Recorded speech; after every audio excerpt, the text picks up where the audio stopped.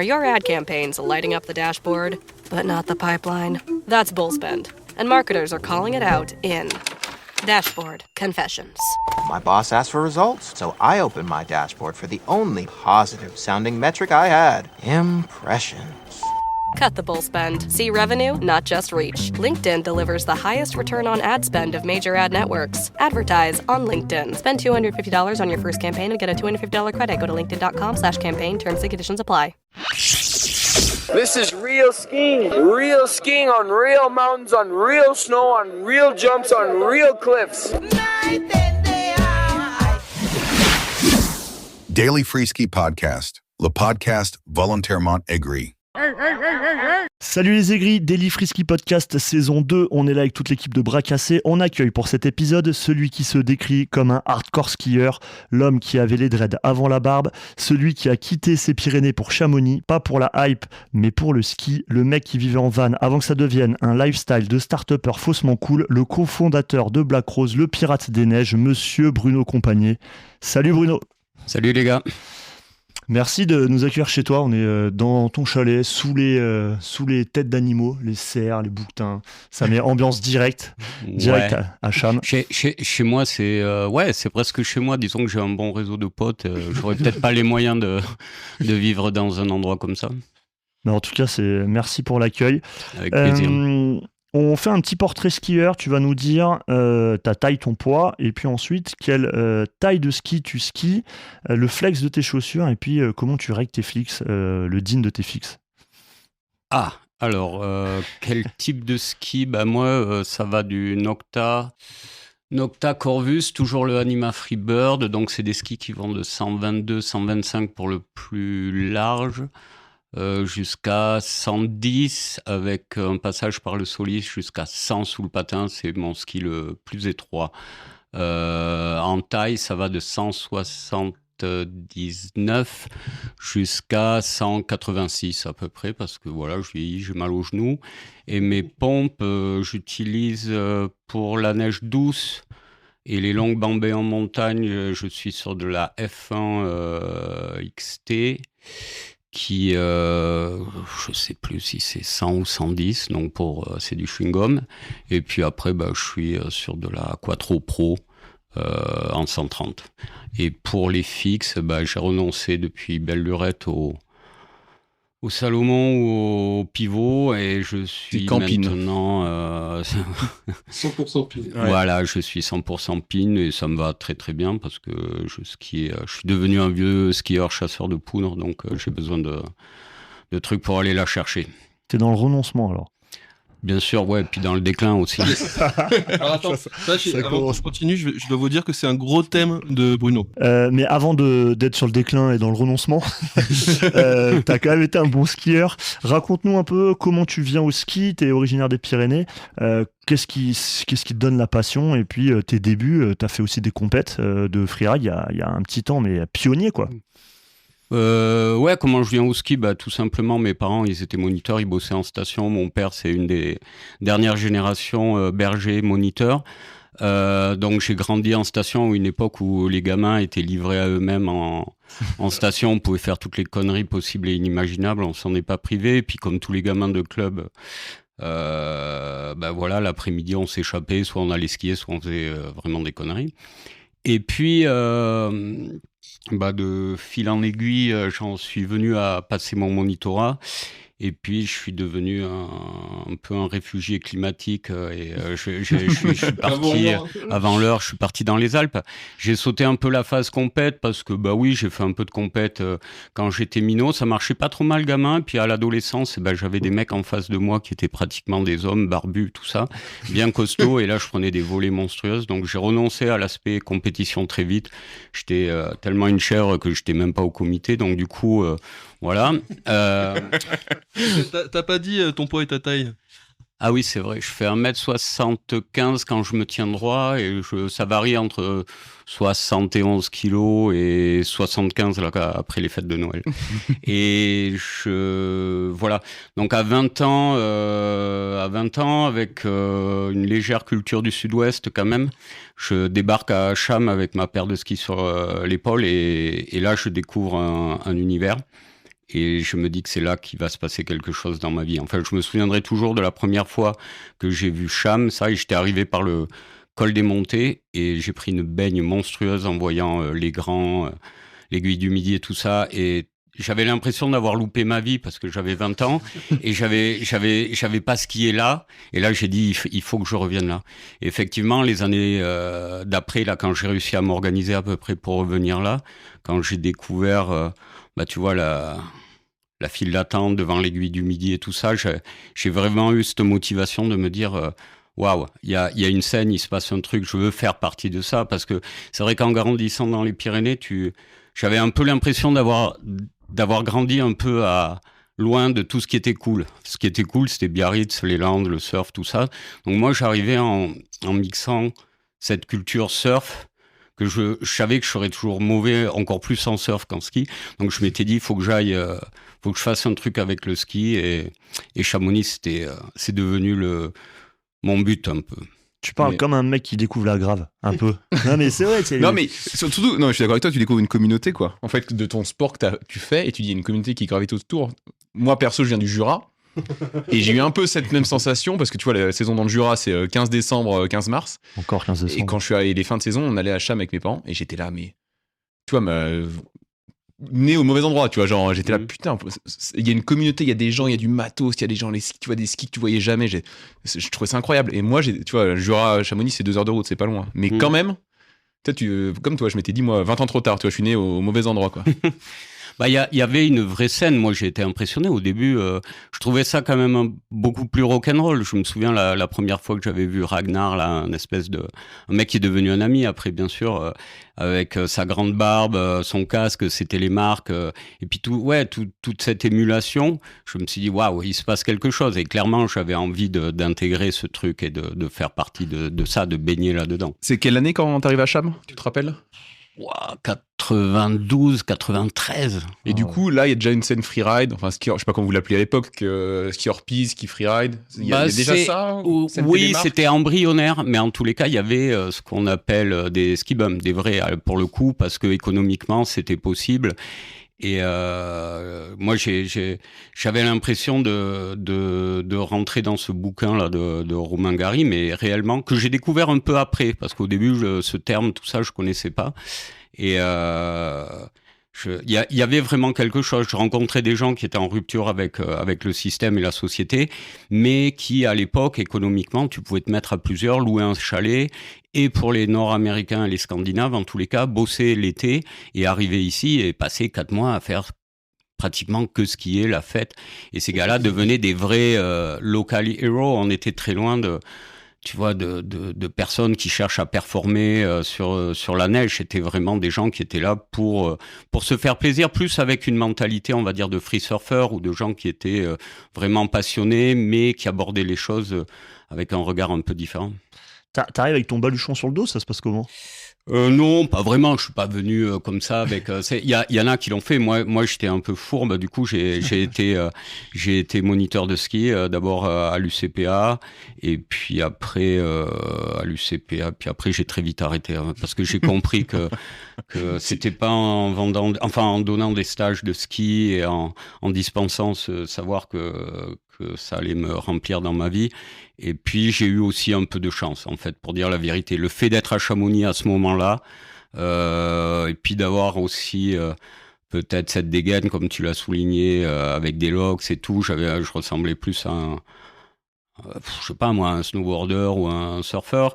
Et c'est vrai que voilà, mais j'étais quand même un skieur, donc de fil en aiguille, j'en suis venu à bosser comme ça se faisait à l'époque, avec des photographes pros qui avaient des contrats avec des marques et qui travaillaient avec des modèles. Moi, j'étais pas vraiment modèle, mais tu vois, genre le grand Scandinave blond qui fait des photos pour telle ou telle marque avec tel ou tel photographe en fin de saison. T'arrives année 92-93, c'est vraiment la période où c'est le ski de boss qui a son apogée, c'est un peu la discipline cool. C'est quelque chose qui t'inspirait ou en fait pas du tout, c'était trop fédéral et rien à foutre? Si, dans les Pyrénées, oui, parce que dans les Pyrénées, il y avait un petit club là sur Saint-Lary, et puis il y avait un côté un peu rebelle, on faisait des défis, des mauvais 3-6 droits comme des moniteurs de ski, tout ça, et on adorait ça, quoi. Et puis... Ouais, ça restait quand même les boss. Il y avait quand même encore une image assez forte à l'époque. Par contre, ce que j'ai découvert à Chamonix, c'est que les mecs qui skiaient et ceux qui étaient regardés, en tous les cas, ça évoluait sur des skis qui faisaient 2m10, 2m15, voire un peu plus pour les extrêmes. Mais ça skiait sur du très long, vu qu'on n'avait pas des skis larges. On compensait ça avec des skis beaucoup plus longs. Puis c'était un peu un signe de reconnaissance, d'appartenance au truc cool. J'ai des photos, mes toutes premières photos ici. J'avais un retour d'équipe. Je crois que c'était des Super G. Ils devaient faire, c'était des Volk. Ils devaient faire 2,10 ou 2,15. Je crois qu'il y a une photo de toi où t'es torse nu avec tes locks et t'as une grosse paire derrière toi, mais elle te dépasse de 50 cm, quoi. C'est possible, je pense. Oui, c'est Canivinck, c'est Pierre Canivinck on avait fait ça. L'idée, c'était un clin d'œil, tu sais, avec les photos de surfeurs avec la board derrière, quoi. Mais cette image, on l'a, ceux qui faisaient du ski de pentraide, tu les vois dans des couloirs avec des skis immenses et ils sont obligés de... tu sens quand même que là, c'est du ski engagé, donc avec des skis de 2m10, 20, quand tu es dans des couloirs à 45-50, c'est un autre niveau, c'est pas du ski d'aujourd'hui, quoi. Bah, surtout qu'à l'époque, il y avait plus de neige, donc c'est vrai qu'il y avait certaines lignes qui étaient peut-être plus évidentes, mais on va dire que la vibe à l'époque, c'était quand même de les skier plutôt en neige de printemps décaillée. Moi, la première fois que j'ai vu un mec qui skiait vite dans un couloir, c'était au Mont Blanc du Tacu, c'était Boulit qui avait skié presque en virage Super G sur de la neige bien décaillée. C'était assez impressionnant. Boulit, Yann André, donc. Est-ce que tu as eu des idoles, des personnes que tu t'es dit, ouais, moi ils m'inspirent et je veux marcher dans leurs traces? Alors assez étonnamment, je l'avais parlé, je crois, une fois avec Matt déjà. Je me souviendrai toujours, la première fois, c'était même avant ma première saison vraiment à Chamonix. J'avais fait une saison à l'Alpe d'Huez avec un gars qui s'appelle Laurent Romagne et dont le grand-père était le doyen des guides de la compagnie à La Grave. Et il m'avait dit, tu connais pas les vallons de la Meije? Je lui avais dit, bah non. Il m'a dit, non mais alors attends, n'importe quoi, il faut que tu viennes. Donc il m'amène à La Grave et là, j'avais prévu de rester 2 jours. Je suis resté tout le mois d'avril et c'était fou. Et un truc qui m'a vraiment marqué dans ma vie, c'est on était dans les vallons là sur la Moraine et puis à un moment, je vois un mec qui arrive, je savais pas, c'était Trifid 3, je crois, ou le 2, celui qui passe plus très bien. Bah, disons qu'il fallait quand même dropper, mais qui était envisageable. C'est le 3. Ouais, c'est le 3, et c'était Polo Gascoigne. Il est arrivé à 2000 à l'heure, il s'est placé, il a droppé. Pour moi, c'était un truc, je pensais pas, c'était tout nouveau, quoi. Là, je me suis dit, waouh. Donc, inspiration snowboard, alors. Bah, de toute manière, oui, on va pas se voiler la face. Hein. Le milieu du ski, c'est quand même très conservateur et très fond de vallée. Je veux dire, s'il n'y avait pas eu le... Non, mais s'il n'y avait pas eu le snowboard pour booster un peu tout ça, où on s'est dit, tiens, on va faire des trucs un peu plus marrants avec des lignes de côte, on va élargir, on va essayer de travailler sur les shapes et tout ça. Le ski, ça a quand même mis du temps. Il a fallu que le snowboard bouffe plein de parts de marché pour que les gars commencent à se réveiller et se disent, tiens, on va essayer de leur proposer autre chose qu'une pseudo-paire de skis de géants, de slalom, et puis des skis pour les pimpins sur la piste. Donc là, après, à partir de là, il y a eu tout un travail derrière, et voilà. T'as pas succombé au monoski, du coup? Parce que ceux qui faisaient du ski et qui faisaient pas snowboard, si tu voulais dans la puff, il y avait plein de gens en monoski. T'as fait ou t'étais pas du tout? Complètement, j'ai adoré. J'ai toujours 2 nids d'équerre chez moi, j'ai un white knuckle. Mon premier, c'était un Machine and Powder. Et j'ai eu aussi un Diabolo de chez Rossignol. Et là, comme tout bon habitant de la vallée de Chamonix, merci Pif, j'ai un Guns. Et j'adore. Au niveau sensation, c'est quelque chose de fantastique. Après, c'est très élitiste le monoski. Et puis, il faut quand même qu'il y ait... Enfin, à l'époque, il fallait qu'il y ait de la bonne neige parce que là, comme on a travaillé à nouveau, enfin, je parle pas de moi, mais les fabricants, ils ont travaillé sur les shapes. C'est devenu quelque chose que tu peux utiliser sur la piste ou sur des neiges un peu plus dures. Parce que c'est vraiment l'époque un peu Régis Roland, Apocalypse Snow. Si tu faisais pas de snow, tu allais dans la poudreuse, c'était un peu le monoski, quoi. Exactement. Il y avait pas grand-chose. Moi, c'est exactement la réflexion que j'avais quand les gens me disaient « Ah ouais, tu fais du monoski ?» Bah oui, parce que pour flotter sur la neige à l'époque, à part avec un monoski ou un snow, il n'y avait pas trop d'alternatives. Donc voilà, et on avait un Bruno avec les locks et les combines fluo des années 80. On avait un Bruno avec des locks, mais fluo, non. J'ai eu une Town & Country là, un peu bleu pétrole qui était bizarre, mais non, j'ai pas trop le fluo. En arrivant à Chamonix, j'ai très vite basculé sur des vestes un peu techniques en Gore-Tex, ce genre de truc. C'était quand même plus le trend. Après, le Bruno 2025 est en fluo. Hein. Pratiquement. Ouais. Les tenues Black Rose, le jaune-vert là. Ouais, c'est vrai qu'il fait mal il se voit, quoi. Ouais, c'est vrai. Ça se voit. Du coup, petit à petit, mine de rien, tu dis que t'es pas compète, mais tu vas faire des compètes au début des années 2000. Raconte-nous un peu les prémices de ces premières compètes de freeride. Non, mais c'est avant ça. Ouais, vas-y, reviens. Alors. C'est le Brévent ici, non? C'est ça le. Ouais, la toute première compète, c'est... j'ai un trou de mémoire, là, ça m'arrive, excusez, c'est l'âge. C'est un Anglais, je vais retrouver son nom, là, qui organise un truc au Brévent, parce que les Américains ont organisé la WESC, World Championship, Ski Extremes Championship, un truc comme ça. Mais en fait, comme c'était le World, mais en fait, il y avait que des Nord-Américains. Donc, ils ont contacté les Alpins pour leur dire, bon, les gars, vu qu'il y a que des Canadiens et des Nord-Américains, ça serait bien qu'il y ait quelques skieurs européens. Et donc, ils avaient fait une pré-épreuve qualificative ici, avec Tim Barnett, donc le nom du photographe qui avait été en charge d'organiser ça, et qui avait aussi un magazine qui s'appelait Fall Line. Et c'est dans ce magazine que j'ai vu les premières photos de la WESC, et c'était quand même assez impressionnant de voir 10 mecs alignés sur une corniche énorme avec des casques intégraux et puis des virages en Z en dessous comme ça se faisait à l'époque, et de voir des mecs qui faisaient des virages sautés avec des palins de 2,10, 2,15 donc. Et c'était quand même assez... C'est une image qui m'a marqué, et j'ai dit je veux faire ça. Et donc Tim, on s'était rencontrés parce qu'il m'avait vu skier. Des fois on faisait du ski foncier avec des potes au Grand. Puis il savait que j'aimais bien skier assez rapide. Et il me dit, ouais, j'organise un truc au Brévent, mais moi, j'avais pas compris. Je pensais que c'était peut-être un derby ou quoi. Donc je me pointe là-bas. Et là-bas, il y avait quelques Américains. Je crois qu'il y avait... Quelle année ça, Bruno ? 92. Il y avait... Il y avait, il me semble, Scott Kennett. Comment il s'appelle, celui qui a fini en tôle, là, qui a buté un mec Oh putain, j'adore. Ça va me revenir aussi. Je suis désolé pour les trous de mémoire. Donc, super cette histoire, il a buté un mec. Non, mais génial. c'est sérieux. Le gars a failli gagner quand même. Il a failli gagner en Alaska. Il a ouvert une boîte d'héliski là-bas. Et il skiait pour Salomon. Je me souviens, on avait été skier là-bas. Et bref, ils étaient là, je sais plus qui c'est qu'il y avait. Il y avait encore 2-3 mecs un peu connus des États-Unis qui avaient été invités. Et puis on fait cette compète, et à la suite, il y a eu qu'une manche parce que le mauvais temps est arrivé. Et à la fin de la première manche, j'étais en tête. Donc là, Tim vient me voir, il me dit super, t'as gagné ton billet pour aller en Alaska. En fait, j'avais gagné le droit de tout payer pour aller là-bas. Donc, et le truc, la compète, c'est assez marrant parce j'avais pas fini ma saison de moniteur. Moi, j'étais toujours à l'UCPA.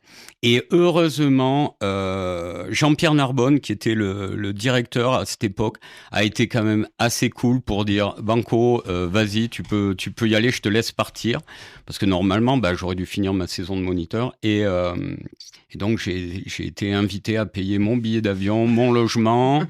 J'avais essayé de récupérer des skis avec Ross, mais ça n'a pas très bien marché. Donc, du coup, j'ai été là-bas. C'était pas fou parce qu'en fait, je connaissais pas vraiment le format des compétitions. Puis surtout, il y avait pas de... Comment dire, j'avais aucune expérience. Et c'est quand même la première fois que tu vas là-bas, que tu te retrouves, qu'on te dépose sur une crête avec un hélico, avec des mecs bien énervés, ça a été un peu compliqué. Mais je crois que j'ai fait quand même une journée où j'ai fini 11e, j'étais assez content. Mais ça n'avait pas marché comme j'aurais voulu. Mais ça m'avait permis... Je me souviens quand j'étais dans l'avion entre Anchorage et Valdez, je monte dans l'avion. Et là, il y avait Shane McConkey, il y avait Doug Combs, il y avait Ken Kreitler. Et j'ai un peu halluciné. Puis ils se connaissent tous, tu vois, alors ils se branchaient un peu entre eux et tout, c'était drôle. Et moi, j'étais là parce que tous ces mecs-là, je les voyais, c'était mes dieux, je les voyais au Chouka, ça tournait sur les cassettes VHS, tu vois, à Cham. Et de les voir là en vrai, tu vois, j'avais l'impression que c'était arrivé, tu vois, je faisais partie du truc et tout. Mais bon, c'était marrant. Et un Pyrénéen qui doit parler anglais, ça se passe comment ? Super mal, c'est pour ça qu'au début... Non, mais au début, j'étais nul. Et puis, c'était mes premières saisons à Cham. Et en fait, je parlais pas un mot d'anglais. J'ai commencé à apprendre l'anglais réellement quand j'ai compris que si je voulais avoir les bons cours, il fallait vraiment que je me sorte les doigts et que j'apprenne l'anglais pour avoir les meilleurs skieurs. Si je restais sur du français, c'était mort, quoi. T'allais faire du jardin d'enfants et c'était foutu, quoi. Il a caisse de la tête. Ouais. Tu lances le format un peu compétition et c'est quelque chose que, parce que quand même, là t'as gagné le Red Bull Snow Thrill à Cham en 2000, donc ça veut dire de 92 à 2000, il se passe quand même 8 ans où tu navigues un peu là-dedans ou... Je navigue, c'est exactement le terme, parce que si tu veux, l'année d'après, je me retrouve... Régis Emery organise la Dakota Ride, je crois, ça s'appelait à l'époque, avant le Courchevel, il a changé de nom après, bon bref. Et je m'inscris au truc, et c'était une journée où il avait neigé, et pendant le repérage, ou juste avant l'échauffement, en fait, je voyais un truc sur la sourire, et je me suis loupé, et je me suis pété le fémur. Juste avant la compète, donc voilà, là c'était pas très bien, tac... Et l'année d'après, j'étais dégoûté. L'année d'après, je reviens et je gagne la compète. Et là, avec Salomon, ça se passait pas trop mal. Et là, ça s'est carrément mieux passé. C'était un peu le début. Mais en fait, ça a jamais été pour moi le goal. J'arrivais des Pyrénées, personne ne me connaissait. Bon, oui, j'avais été en Alaska, mais je suis pas un skieur de compète, moi. Je suis pas un mec... c'est pas le meilleur moment de ma saison, là, quand t'attends et que t'as ton numéro avec la peur au ventre. Peut-être des mecs qui arrivent à gérer ça ou qui aiment ça vraiment. Après, quand je le fais, j'essaye d'être dans le truc. Mais l'idée, c'était vraiment... Ok, essaye de te faire un petit nom et toujours avec cette culture un peu sud-ouest de surf, de me dire, moi j'avais envie d'être un free skieur comme maintenant il y a des free surfers. J'avais envie de faire de l'image un peu, à l'époque on en faisait beaucoup moins que maintenant. Et puis surtout j'avais envie de skier pour moi, c'était le goal. Mais ça n'existait pas ça, Bruno, à l'époque. Quand toi tu te dis ça, t'es un peu en avant, parce que bon, il y avait déjà Doug Combs et tu parlais de ces skieurs ricains, mais ça existait pas vraiment encore, ce qu'on a connu 10 ans plus tard, finalement, les mecs qui faisaient de l'image au lieu de faire de la compète. Bah non, c'était inventé. Il y avait les prémices, c'était quoi ? C'était Apocalypse, c'était voilà, c'est ces gens-là qui nous ont ouvert un peu l'esprit. Mais après, c'est vrai que ça n'existait pas. Même le sponsoring, on disait qu'on était sponsorisé. T'avais deux paires de skis et une table dans le dos et un t-shirt et voilà. Ça a un peu évolué quand même depuis, mais oui, il y avait tout à inventer et ça s'est fait, je pense, un peu naturellement en mixant cette culture anglo-saxonne et en étant sur Chamonix, de se dire il y a peut-être moyen de faire quelque chose et de vivre et d'être entre guillemets payé mal, mais pour skier quoi. Et là, on parle de la vidéo, mais avant, il y avait quand même toute la presse magazine, le papier, et c'était plutôt, on allait faire aussi des photoshoots quoi. C'est exactement ça, on allait faire des photoshoots, donc tu faisais une photo, t'attendais une année pour voir si t'étais dans le portfolio, après si t'étais pas dans le portfolio, t'étais dégoûté, voilà, c'était un peu compliqué quoi, et puis c'était numérique, pas trop, enfin c'était une autre époque. Hein. Quand tu gagnes la Dakota, là, c'est quoi ta ligne ? Enfin, on gagnait avec quoi les compètes de freeride à l'époque ? Bon, on gagnait avec une ligne qui était propre, où j'avais skié propre, rien d'extraordinaire. Je crois que j'avais placé 2 sauts, en plus des sauts droits, parce que moi, j'ai jamais été un freestyler. Donc, tu dis que la compète, ça n'a jamais été ton truc, mais t'en as fait quand même pour faire ta place. Exactement. Après, t'as quand même fait pas mal d'extrêmes de Verbier, il y a assez longtemps quand même maintenant. T'as même fait 2e. Enfin, t'as quand même fait des grosses compètes. Aujourd'hui, je pense que les gens qui te voient, Bruno, ils disent, bon, le mec, il fait de l'image pour Black Crow, mais t'as un passé où t'as quand même fait l'extrême, quoi. Et 2e. Disons qu'il y avait des phases qui m'inspiraient. Si tu veux, j'aurais pas fait un tour parce que ça m'intéressait pas d'être en déplacement tout le temps, de cramer plein d'argent pour aller skier des bouses dans certains endroits. C'est un peu le même problème qu'ils ont eu dans le surf, hein, voilà, ni plus ni moins.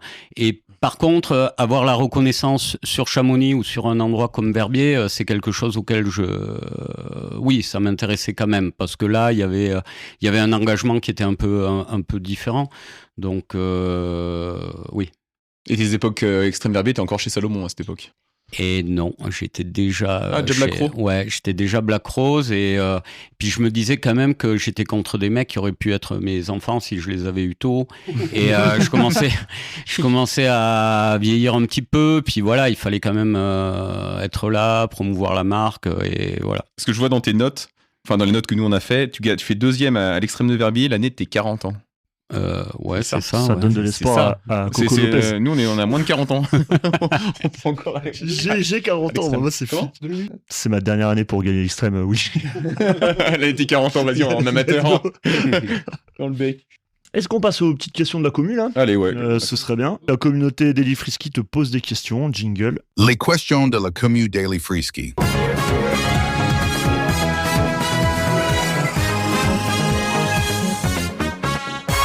Et on attaque. Mieux vaut être nul en surf ou nul en ski? Bah, moi, je suis plutôt nul en surf, mais la marge de progression... non, franchement, je botte en touche. Je comprends pas trop le sens, mais non, mais c'est vrai parce que c'est quand même des sports où, que ça soit en ski ou en surf, je pense que le plaisir il est assez tôt.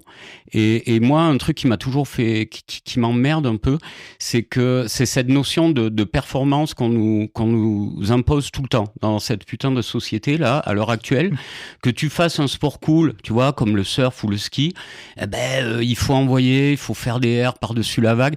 En fait, tu peux t'apercevoir, moi, avec ma gamine, en surf, je surfe comme une tub, mais 20 cm clean, et je vois ma fille partir, ou même 1 mètre, elle me part sous le nez, elle me snake, c'est merveilleux.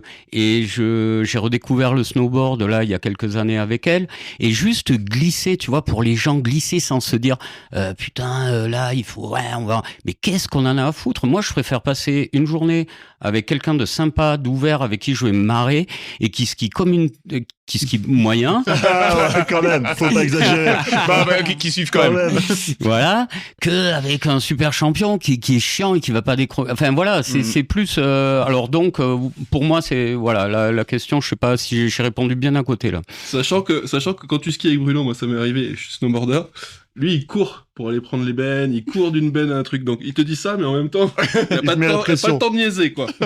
Non, mais c'est parce que là, quand on est, c'est particulier, c'est quand on est à Chamonix. À Chamonix, si tu veux être un peu première trace, t'es obligé de pas trop lambiner au départ. Après, tu fais ton truc et puis après, voilà. Question, quelle fixation sur un octa? Je dis la vérité ou... Ah bah oui, à un moment, on n'est pas à France 2 là. Eh ben moi j'ai des hautes routes ou des couloirs. Parce que je pense que la question c'est est-ce que vraiment c'est digne de mettre des ski pins sur un octa quoi? Ah, c'est ça qui vous dérange. Ouais, je pense que c'est ça, c'est pas nos questions, mais je pense que la communauté ça les dérange, tu vois, faut. Eh ben écoutez les gars, moi je suis un vieux skieur de poudre et vraiment j'ai besoin d'un truc. Mais Nocta là, les 177 ou même les 181 ou 6, c'est comme des raquettes sur la neige et quand t'as envie d'être seul, tranquille et que tu utilises plus les remontées mécaniques, mais que tu veux te faire un beau run, quel intérêt d'avoir une pivot ou un truc qui monte à 140 ou 180 si c'est pour faire des virages de papy dans de la neige douce, même si tu vas vite. Moi je recherche la flottabilité et après j'ai pas envie d'avoir des enclumes à la montée pour me griller. Avec une paire de Nocta montée avec des pins, des choses légères, j'arrive quand même à skier correctement. Enfin regardez les vidéos, les photos que je fais, j'ai pas l'impression d'être à 2 à l'heure, je perds pas mes skis, voilà. Après on l'a énervé. On l'a énervé. Non mais voilà, après chacun fait ce qu'il veut, hein. C'est pas un problème, mais ouais. Et moi je mets des pins et je vous emmerde. Voilà, ça, en gros, c'est un peu ça quoi. Et... raconte-nous ton premier ISPO Black Rose. Wow, c'est une catastrophe ça. Qui c'est qui a posé cette question? On va lancer cette question. Allez, raconte, on adore ça. On va creuser le sujet là. On sent qu'il y a un truc à aller chercher. En tout cas, il y a quelque chose à creuser. Là, il met la tête dans les mains. Il est pas bien. Ah, le premier ISPO, ça a été, mais alors, ça a été bien, en fait. C'était sympa. On avait un petit stand qui devait faire 3 mètres carrés. On avait 2 paires de skis.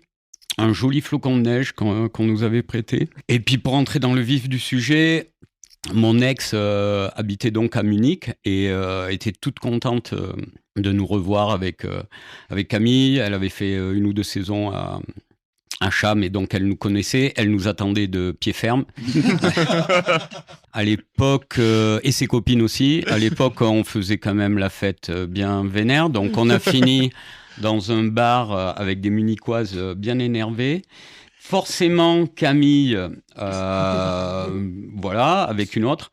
Et on a fini, honnêtement, je crois qu'on a fini au petit matin. Et donc, ouverture du stand le lendemain, on était dans un état, voilà. Et là, la première personne qui arrive, les premiers, on voit un groupe de personnes arriver. Et puis nous, on savait pas du tout qui c'était. Moi, j'étais... Et là, c'était les gars du vieux qui arrivent et qui commencent à nous parler. Du vieux campeur. Ouais, du vieux campeur. Émeric de Rortet, donc héritier et directeur du vieux campeur, et on m'a même dit qu'il vous attendait parce que vous êtes arrivé un peu en retard sur le stand. Il attendait sur le stand. C'est possible. Et il a été adorable et vraiment, on était des pas des baltringues, mais vraiment, je sais pas comment dire, quoi. Vrai. Donc, ça s'est quand même pas trop mal passé. Camille a quand même bien assuré, rattrapé le coup. Bon, après, ISPO classique, hein, tout le monde connaît. Non, tout le monde connaît pas. Bon, bah, ISPO... À l'ISPO, c'était quand même le Technival à l'époque. Hein. Il y avait encore les... Le Technival. Non, mais c'est vrai. En plus, il y avait encore quand même le snowboard, tout ça. Il y avait des vrais teufs. C'était de la folie, tu vois. Et puis nous, on était contents. Et bah moi, on était tellement contents que j'ai réussi à paumer. Enfin, ça a été mis sur mes épaules, mais je suis pas sûr. En fait, je suis supposé avoir paumé la clé du camion qu'on avait loué. Donc, on fait la fermeture de Dispo, on s'en colle une stratosphérique parce que ça avait plutôt bien marché.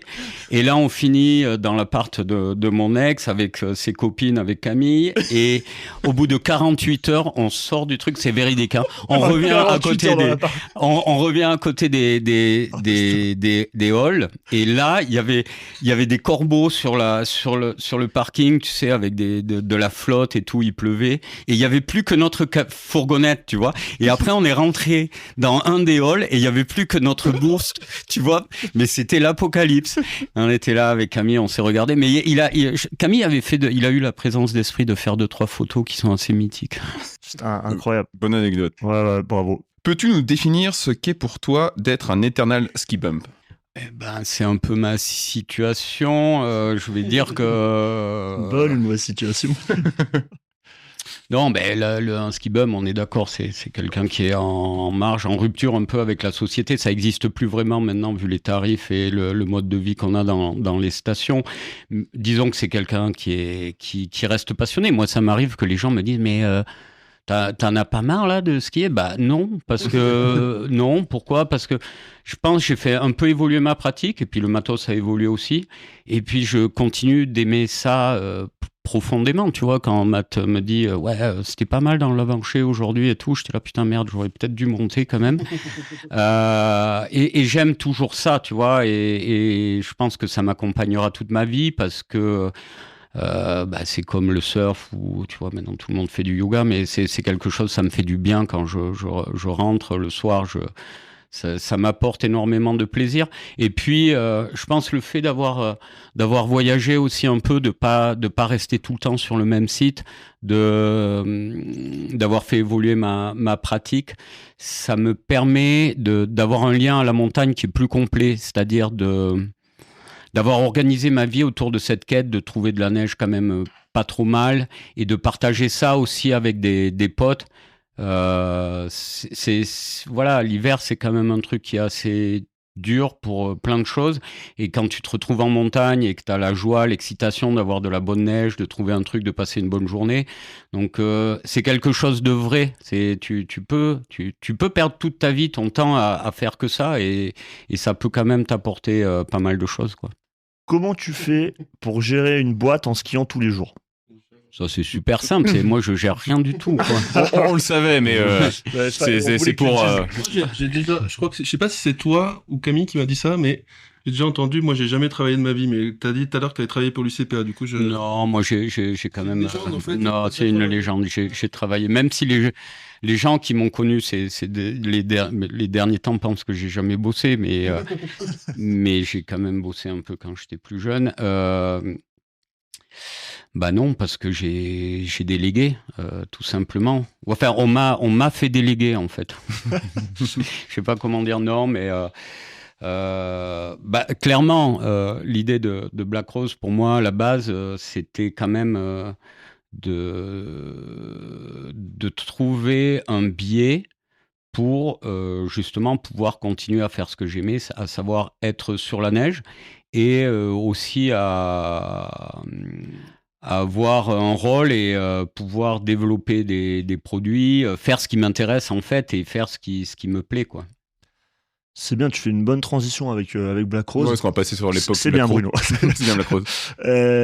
Du coup, 2006, tu cofondes la marque avec Camille. Ça vient Camille comment? Jacou. Camille Jacou. Comment ça vient? Raconte-nous un peu la rencontre. J'imagine que tu as déjà dû raconter ça pendant 1000 fois. Mais, Ouais, on mais connaît voilà, un peu mais- l'histoire, mais... Ouais, la vraie histoire. Raconte pas, c'est pas pour France 2, là. Raconte un peu vraiment. Ah, la vraie histoire, écoute, Il y a une vraie histoire. À Munich. Ah non.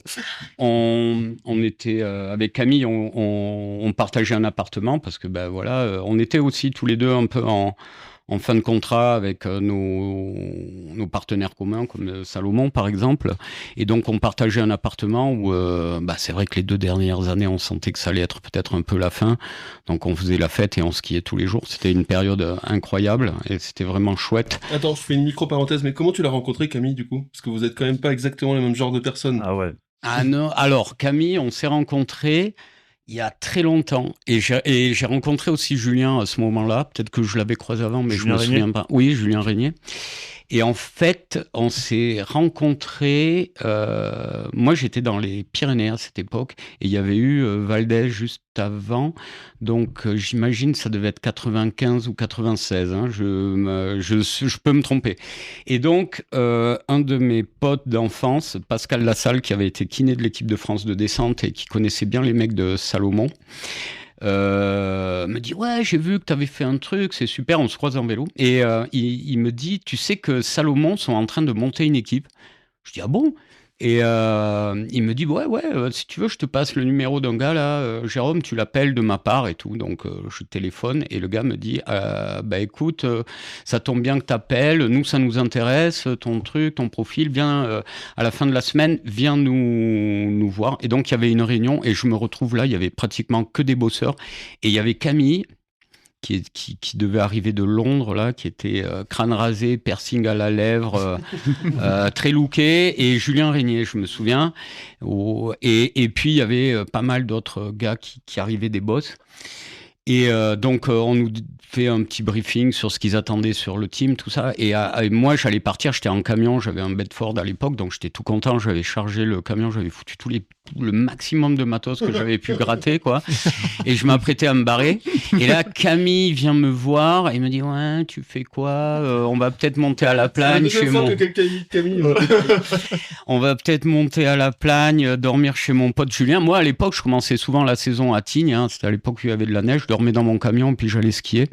Et du coup, je suis monté à la plagne et je les ai rencontrés.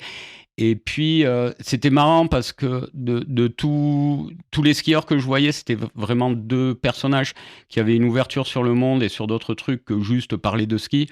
Et finalement, malgré nos différences, j'appréciais... Enfin, ça a matché, quoi. On était différents, mais il y avait un truc. Mais ça c'est marrant parce que effectivement gros dreadeux ski bum et Camille hyper pointu sur son look, presque un peu citadin, et on vous imagine pas quand on vous voit devenir pote, donc ça c'est assez marrant. Après, Bruno fait aussi attention à son look, hein. T'as l'impression, mais c'est looké aussi. Hein. Ah mais oui, il y a là le petit collier, les petits piercings, Les les tatouages sur les phalanges, on sait. Les bagues. Oui, je me suis perdu là. C'était Non, cool. mais c'était la rencontre, Voilà. c'est la rencontre à la plagne. Et puis donc, du coup, bon, bah là, on devient quand même vraiment potes. Après, il y a toute cette période un peu folle là sur Chamonix. J'aimerais un jour avoir le courage de me motiver à raconter un peu ce qui s'est passé ici pendant toutes ces années. Attends, mais c'est l'occasion. Voilà. Là, mais si on fait un épisode de 2 heures, mais là, c'est compliqué, là. Et... Trop de produits, trop de fêtes, trop de ski. Ouais, un peu de tout ça, quoi. Et puis, mais c'était quand même très intense. Et puis, c'est quelque chose que j'aimerais peut-être plus coucher sur le papier. Sur le papier, puis en disant toute ressemblance avec des personnes que vous connaissez, qui auraient existé dans. Tu vois, ça serait complètement le hasard, mais bon, on verra. Camille J et Bruno C. Donc, on rencontre un gars. Un businessman qui de fil en aiguille nous met un peu le pied à l'étrier. En fait, c'est un peu plus compliqué que ça. On a rencontré ce gars, et puis c'est vrai qu'à l'époque, il n'y avait pas encore il n'y avait pas les réseaux sociaux et tout ça. Donc moi, Camille bossait déjà pas mal sur son ordi. Il avait des potes sur Paris, il voulait faire des trucs dans l'édit, tout ça. Je comprends pas trop ce qu'il foutait. Et puis moi, je skiais toujours autant. Et du coup, j'allais régulièrement dans un bar qui s'appelle Le Mot maintenant, mais qui s'appelait Le Goofy, et c'était vraiment le centre névralgique de la ride à Chamonix dans ces années-là, dans les années 2000-2005. Et tout le monde, quand tu étais ricain ou que tu étais rider, tu passais par là et tu allais boire une bière et tu chopais toutes les informations sur le massif, comme maintenant si tu vas regarder sur Insta, quoi.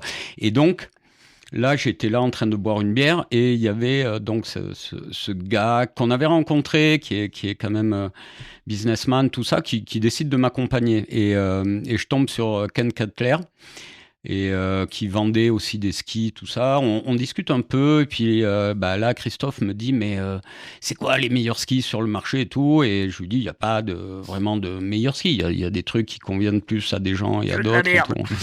Ouais, et puis voilà, la discussion, elle part un peu comme ça. Et puis il me dit, mais ça serait intéressant, ça, il faudrait peut-être penser à développer un truc. Bon, en fait, Christophe, je sentais que depuis un petit moment, quand même, il avait envie de faire quelque chose avec Camille et moi, mais je savais pas trop quoi. Et puis, effectivement, on a commencé à avoir des discussions, à imaginer un truc, et puis c'est parti. C'est vraiment parti comme ça, quoi. Déjà, juste le nom, il arrive comment? Il vient d'où? Alors le nom, c'est Camille qui est partie là-dessus. Moi, j'avais remarqué qu'à chaque fois que je revenais, on habitait dans un appartement, et il y avait un couple de corbeaux qui habitaient sur les arbres juste en face, et ça me faisait plaisir de tous les ans. C'est des bestioles intelligentes et elles vivent super longtemps. Et à chaque fois que j'arrivais, je savais qu'ils étaient là, tu vois, ils bougeaient pas, ils restaient à Chamonix, ils partaient pas. Pays Basque l'été, donc j'étais content de les revoir. Et puis je crois que le côté aussi, notre grosse frustration à l'époque, c'était de pas être DJ ou de pas avoir formé un groupe de rock. Donc c'était top d'avoir ce nom qui sonnait quand même bien rock'n'roll. Il y a un groupe de rock qui s'appelle The Black Crowes. Ouais, ils nous ont bien fait chier aux États-Unis au début là. Ah ouais, un petit peu quand même. C'est un vieux groupe, non? Ouais, c'est un très vieux groupe. Hein. Pour genre dépôt de marque, machin. Tu vois, de la marque, quoi. T'as reçu un petit courrier recommandé par Corbeau? Pas moi, mais les gens qui travaillent qui bossent, c'est eux qui s'en sont occupés. Moi, j'ai juste suivi un peu de loin l'histoire. Et au début, du coup, vous pressez les skis, je crois que c'est fait dans une usine en Italie, c'est ça, la première année, la première prod? Alors, vous êtes renseigné quand même. Ah non, mais tu crois quoi? Tu crois qu'on débarque là et Bruno, il y a un vrai travail journalistique. Tu m'avais réglé une paire de Black Crow au Mondial du ski aux Deux Alpes sur le glacier 2007, 2008 ou 2009. Et c'était pas des Sevoun, je te dis tout. Non, c'était les violets là. Comment ils s'appelaient ces skis là? Bref. Des Viator. Donc ouais.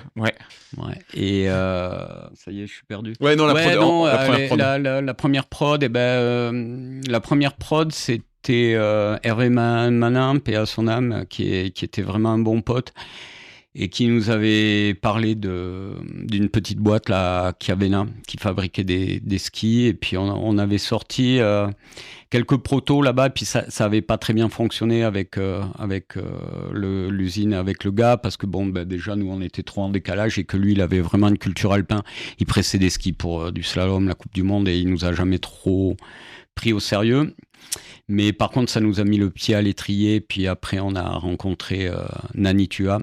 Et là, il y a eu un vrai échange et on a pu commencer à vraiment développer des skis. Mais on a patouillé presque 1 an quand même. On a retardé la prod pendant 1 an. Tout ça parce qu'on n'y connaissait rien. Les shapes, comment ça se passe? Parce que les shapes, on a essayé pas mal de skis. On voulait essayer de... Honnêtement, on a fait un vrai travail de recherche. Mais bon, moi, je pense que ça se sait de toute manière. J'avais, avant de partir de chez Salomon, j'avais piqué un proto. Enfin, on m'avait filé un proto, en fait, parce que Bertrand Kraft, qui est un mec qui a quand même sorti des skis très intéressants. Le Bébert. Mais avant, tu vois, 1080, le AK Rocker, la AK Rocket, ouais, le Mini AK et tout ça. Et c'était quand même un mec qui faisait des choses sympas. Et il m'avait passé ce proto. Et moi, je suis monté là-dessus et je ne l'ai plus lâché pendant 3 ans. Donc, quand ils m'ont dit « rends-le », j'ai dit « nine ». Et en plus, c'était pas mal parce que Edgar avait dit « non, mais de toute façon, c'est trop large, ça marchera jamais ». Et là, il n'avait pas eu une très bonne expertise sur le truc. Donc nous, ce qu'on a fait, c'est qu'on s'est servi de base de ce ski, on l'a un petit peu modifié, et en fait, c'est devenu le Corvus, le premier Corvus qui a été notre ski de base. Et après, on a développé le Nevis, le Viator et le fameux Sevoun. Salut Julien. Et voilà, et c'était parti. Du coup, avec Hervé Manin, tu en as parlé tout à l'heure, qui était le shaper mythique de chez Scott, et puis après de Castle, je crois. C'était un shaper de génie, mais c'est lui qui vous aidait aussi sur le shape, parce que ça s'improvise pas non plus, quoi. Bah, disons qu'il nous a filé des conseils, tu vois, par rapport aux usines. Il était quand même présent, il a été, comment dire... On pouvait l'appeler, lui demander des choses. Il m'a expliqué un peu des trucs. Après, c'est sûr qu'à partir du moment où où ça se passait plus très bien pour Julien avec Armada, Camille m'a appelé, je crois que j'étais dans les Pyrénées, il me dit « ouais, écoute, machin, avec Julien, je crois que ça serait pas mal ». Et moi, clairement, Julien, déjà, il avait une autre expérience, et puis je pense il est beaucoup plus apte que moi à faire le lien entre la neige et puis surtout les sites de production et la boîte Black Rose. Et puis Julien, voilà, il bosse derrière un ordi. Enfin, c'est aussi c'est son truc. Il développe des skis. Moi, c'était pas mon truc. J'ai fait ça au début parce que je me disais bon, on a l'occasion de faire un bon truc, mais je me voyais pas passer ma vie à développer des skis derrière un écran d'ordinateur. Moi, mon truc, c'était quand même d'être sur la neige. Le Corvus, c'est un ski Salomon, du coup. Il faut le dire comme ça. On peut pas dire ça. Mon Dieu. Non, parce que finalement, ils s'en sont pas servis. Et c'est ce que j'avais posé. Ce prototype, il a jamais servi à Salomon. Ils ont rien sorti derrière. Non. C'est juste une base Corvus que après vous avez redéveloppé pour sortir le ski iconique Black Rose.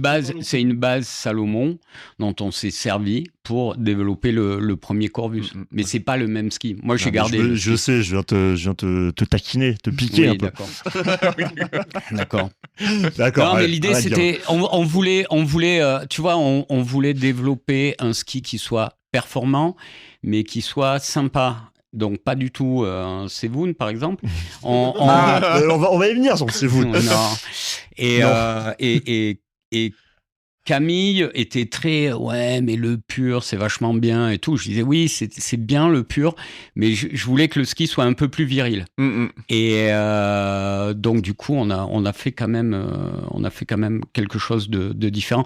Puis surtout j'avais envie que, tu vois, comme pour les bikes ou les peut-être les voitures, je sais pas, parce que j'en ai jamais eu des trop belles, mais que quand tu essayes, tu sentes que tu as un truc un peu typé de caractère, avec une vraie identité, voilà, avec une identité. Oui, il y a le design rose, 196, tu vois, c'était iconique, moi je me rappelle du truc. Et même maintenant, vous faites le même plus en 196, c'est un peu dommage d'avoir réduit les tailles des skis et l'avoir assagi. Il vieillit. Ouais. Ouais, on vieillit. Mais non, mais c'est ça aussi, tu vois. Camille a fait un boulot au niveau de la boîte, il a réussi à créer une équipe autour de lui, à s'entourer. Bah, déjà, le premier, ça a été Yurgo, parce que Yurgo, ça a été le premier à comprendre. Nous, quand on a dit qu'on s'appelait Black Crows, on a eu plein de gens qui nous ont fait des choses, par rapport à l'identité graphique, par rapport au design, très Batcave, très rock'n'roll, avec des plumes, avec des têtes de mort. Et c'était pas l'idée, tu vois. Camille voulait un truc évidemment très clean. Et il s'est trouvé que il avait une ex, là, Julie Jean, qui était une ex aussi à Yurgo. Et donc, Julie dit à Camille, mais pourquoi t'appelles pas Yurgo? Il est trop cool. Donc, Camille contacte Yurgo. Et là, c'est vrai que le mec est arrivé et il a fait c'est quoi un PowerPoint, là, il nous a expliqué le truc. Et on s'est dit, bah ouais, c'est lui, il faut qu'on prenne ce gars, il est bon. Ça se voyait, il y avait une différence déjà d'entrée, comment il a expliqué les anciennes marques, comment il a expliqué les nouvelles marques. Et puis surtout, il nous a sorti ce logo là qui est quand même bien fort. Et on a dit ok, on y va. C'est-à-dire, vous lui avez confié l'ADA, quoi. Ouais. Bah ouais, clairement. Et puis surtout, l'idée de sortir un ski de presque 2 mètres avec une spatule rose, je me souviens, les gars, ouais, mais non, mais ski de Tarlebouze rose. Ouais, ok, d'accord, ben on va faire ça, tu sais, parce que justement, ce ski-là, tu le vois une fois dans une file d'attente, tu t'en souviens, quoi. Et moi, je voulais que... À l'époque, Camille m'avait dit, ouais, il te faut des fringues, là, il faut que tu trouves des trucs, là, tu peux plus continuer comme ça. Donc, il m'avait dit, non, mais j'étais pas à poil, mais je veux dire, voilà. Et il me dit, tu te verrais chez qui? J'ai dit, je veux aller chez Norona. Attends, ils arrivaient, c'était le début, tu sais, des One Piece avec des zips étanches de fluo. J'ai dit, voilà, je veux aller, et voilà. Donc, inspiration un peu Norona. Voilà, non, mais n'importe quoi. Non, je dis, Norona avait réussi à faire des vêtements techniques de montagne, mais qui devenaient cool. Parce qu'avant, t'avais des vestes Gore-Tex. C'est sûr que quand tu voyais les petits culs des Suédoises moulés dans, tu sais, le mythique pantalon North Face, là, tu sais, noir derrière et puis jaune ou rouge sur le devant. Tu te souviens de ça ou vous êtes trop jeune, Moi, vous je me n'avez pas rappelle pas, connu? moi. C'était quand même assez sexy, assez sympa. Mais sinon, les fringues de montagne, purement de montagne, quand c'était technique, c'était pas très sexy ni très sympa.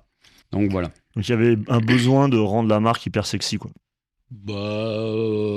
Enfin, iconique en tout cas. Mais en tout cas, moi, quand vous avez lancé la marque, je me rappelle des campagnes de pub dans Whisky, Skier Mag, et regarde les skis des marques de ski de l'époque, c'est tout horrible. Ah ouais, N'importe quoi ton goût. Après, chacun aime le blanc, le noir, le rouge, le bleu. Mais tu regardes les gammes K2 de l'époque. C'était ils sont un peu concret ça, mais les gammes Dynastar de l'époque, les gammes Rossignol, mais c'est dégueulasse. Il y en a de partout en fait. Et c'est la com de Black Rose, c'était juste nickel. On change pas le design, il y a le chevron, c'est clean et ça se voyait. Comme tu dis, un Corvus. Je me rappelle un ski rose pour homme en 2006, mais. Les gens ils pétaient des plombs, quoi. Et tu regarde les gammes de ski de l'époque, c'est ouais, puis tout le marché était moche, quoi. Grand merci à Yurgo et puis à Camille d'avoir été à l'origine de tout ça, hein, parce que là, clairement, c'est leur partie. Du reste, c'est Camille qu'il faudra cuisiner sur tout cet aspect. Il vous en dira plus que moi. Et du coup, c'était quoi ton aspect à toi? Elle est là la vraie question. L'enfoiré. Non, mais moi, faire du Bruno, tu vois, j'étais en montagne, je skiais, je testais le matos, l'enthousiasme, la communauté, parler des produits, les mettre au pied des bonnes personnes, développer le truc, voilà. Le réseau, la communauté, comment ouais, on le côté corps du ski, quoi, c'était bah ouais, là. Ouais. Carrément. Et même en côté skieur, même si Camille Jacou a aussi une carrière, t'es plus médiatisé comme le ski bump, peut-être le ski bump le plus connu de France et d'ailleurs. Enfin, t'as quand même une vraie culture autour de toi, quoi. Un petit peu plus. Mais bon, voilà, après, je pense que c'était vraiment une communauté, une association de personnes talentueuses avec des personnalités, des profils très différents. Mais effectivement, ça a bien marché. Et ce que tu notais là, c'est le vieillissement de certains modèles, de certaines choses.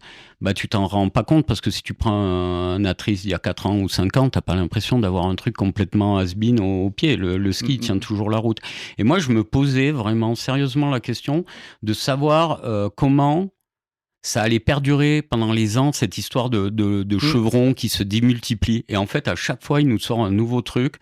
Et bon, il y a des millésimes que je préfère que d'autres, mais finalement, ça fonctionne, quoi. C'est dingue. Au bout de 15 ans. Il y a une vraie identité, et effectivement, un Black Rose d'il y a 5 ans, 10 ans, ou les nouveaux, ça a toujours la même identité. Et ça, c'est fort de réussir à créer une marque qui a cette identité aussi forte, quoi. Merci. Il prend le compliment, il se dit c'est pas moi, mais je le prends quand même. Moi, on m'a filé un ski Black Rose de la 3e année, donc il doit être de l'hiver 2010-2011. Et au milieu du quiver, il pourrait être de l'année dernière, tu vois. Enfin, je veux dire, il fait pas vieux ski, alors que le ski, il a 15 ans. Je sors 1 ou 2 fois par an, c'est plutôt un ski de derby, parce que tu vois, à l'époque, il n'y avait pas beaucoup de rockers et le noyau épais comme ça. Mais c'est ça qui est dingue, quoi. Que le ski, Ça a super bien vieilli, quoi. Parle-nous du Sevoun un peu quand même. Ouais, le Sevoun, non, mais on va pas trop en parler. C'est vrai qu'à l'époque, c'était peut-être, tu sais, des fois, c'est vrai qu'il y a des trucs qui sont plus ou moins réussis. Moi, ça m'a plu 1 ou 2 saisons tant que j'avais à peu près des genoux corrects. Après, ça me les a niqués. Mais c'est bien quand Julien est arrivé, il a donc maquillé Enfin, il lui fallait un ski pour aller en Alaska. Et comme nous, on bossait avec Elan, on a maquillé des boomerangs. Et alors, la chance que j'ai eue, c'est que je suis monté sur un boomerang et j'étais là, mais ils savent pas qu'ils sont ce ski-là, les Slovènes. Moi, j'ai adoré ce ski d'entrée. J'ai dit, c'est génial. Et du reste, je l'ai gardé pendant pas mal de saisons. J'ai skié avec ça parce que je trouvais ça très bien. Et donc Julien, il l'a maquillé, il nous avait raconté. Donc en fait, il avait des élans boomerang qu'il a maquillé en Sevoun pour pouvoir rider. Il s'est fait un peu sur les réseaux. On voyait, il s'est fait avoir. Parce que le shape, il est pas du tout pareil entre un Sevoun. Entre un Sevoun, c'est pas du tout le même shape. Il fait quand même du freestyle. C'est pas du tout les mêmes contraintes. Et puis si tu regardes un peu, voilà. Ouais. Mais bon, comme à l'époque, il venait juste d'arriver chez Black Rose, il n'avait pas eu le temps encore de développer ses skis. Du coup, il fallait qu'on trouve une solution. Et voilà, on a fait ça. Mais moi, c'est bien parce que ça m'a ouvert un peu l'esprit sur d'autres shapes et sur d'autres manières de skier qui sont chouettes et que j'aime bien maintenant. Le volant spatula, tu les as skiés ? Je les ai skiés, oui, quelques fois. Et alors, c'est quoi ton retour ? Bah, c'est pas ouf quand même. Non, mais honnêtement, c'est un bel objet. Et puis ça devient un objet historique maintenant. Mais je sais pas si t'es passé sur une piste avec un volant spatula. Tu peux oublier. Hein, après, voilà, il fallait s'appeler Shane et aimer faire des choses. Hein. Il fallait avoir son talent et son humour pour rider avec un truc comme ça, quoi. Deuxième partie des questions de la communauté. Allez, vas-y, je te laisse attaquer. Question de la commu. Les questions de la commu Daily Freeski.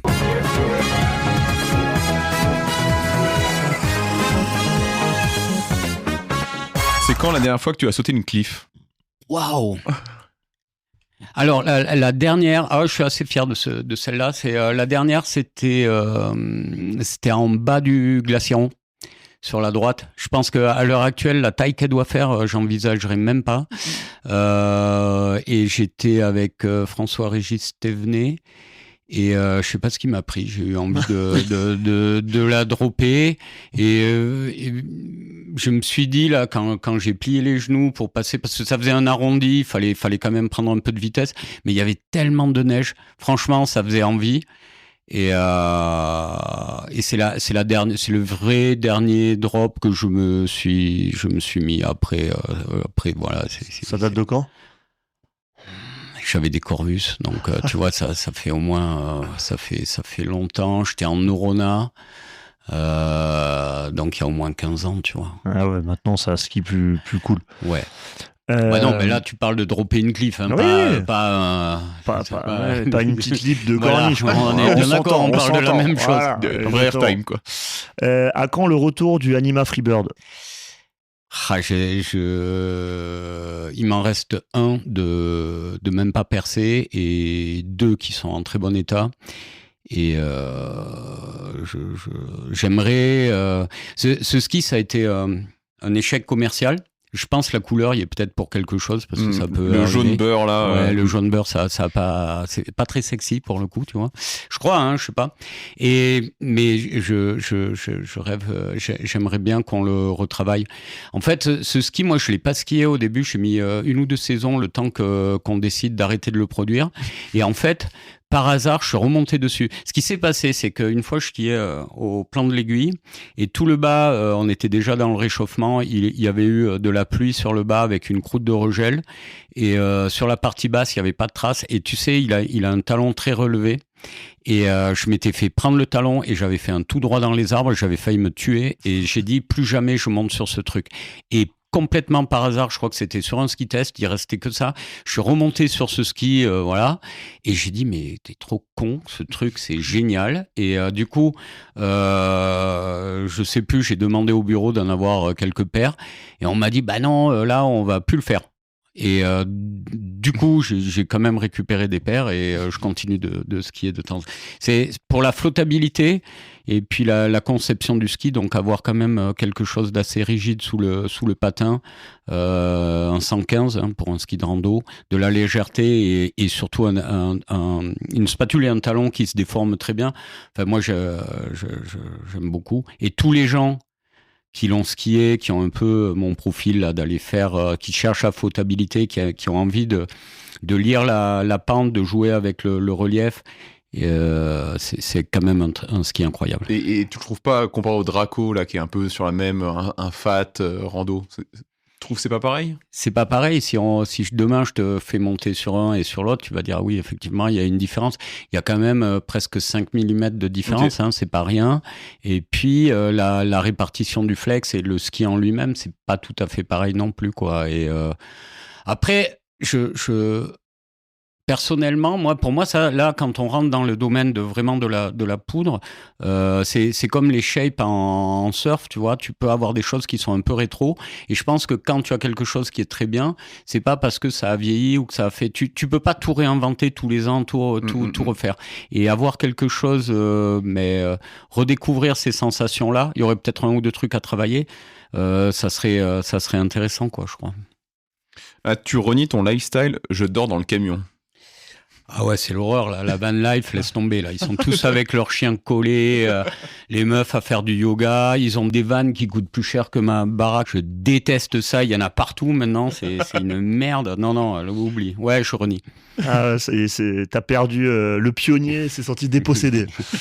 Non, mais tu sais, c'est comme tout. Je crois qu'il y a un moment, maintenant, il y a des barrières partout. Tu sais, je surfe pratiquement plus au Pays Basque, même si j'ai une petite communauté de potes, parce que si tu veux surfer, il faut payer. Tu es obligé de payer ton stationnement.